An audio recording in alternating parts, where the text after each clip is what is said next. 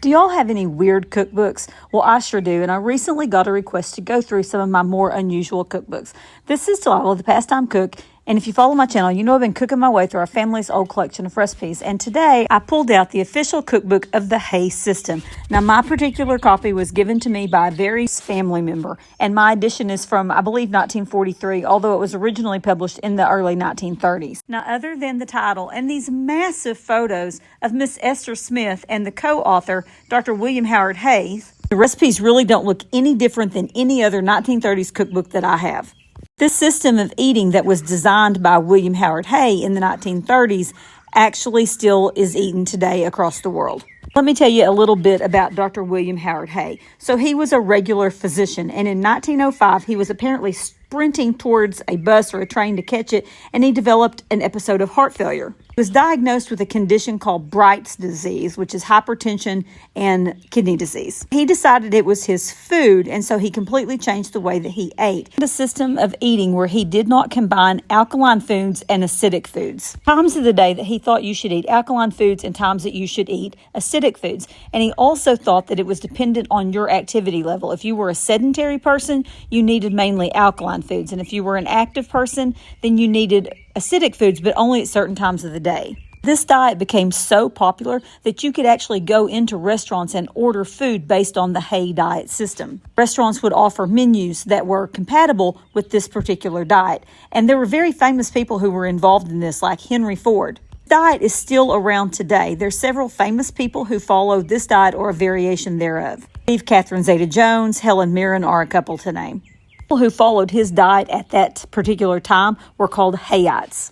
Basic theory was this: alkaline foods such as carbohydrates required one type of digestion, and protein-rich foods were more acidic. And so if you combined them, he believed that the acid needed to break down proteins would neutralize the alkaline needed to break down carbohydrates, and then the food would just rot in the intestines. Over the years, this was proven to basically be false from my review of the literature. Pretty famous for his time, but he was also pretty controversial. He recommended that type 1 diabetics quit taking their insulin, which would be fatal. He operated several sanatoriums, but then had charges against him for advertising fraud. He also went on to write several books, including one book on how to feed newborn infants the same diet. I will say that he went from weighing 225 pounds to weighing 175 pounds after he instituted his diet. But he also quit drinking and quit smoking. So went through this time period where he only ate one meal a day. Now, as for his co-author, Esther Smith, I really could find very little information on her other than that she was a food and health advocate.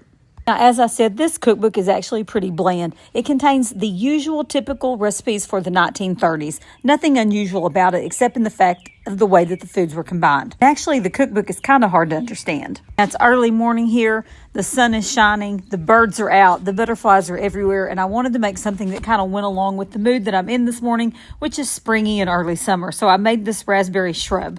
This cookbook lists raspberries as alkaline foods, but if you actually Google the pH of red raspberries, it's around 3.2 to 4.2, which is acidic.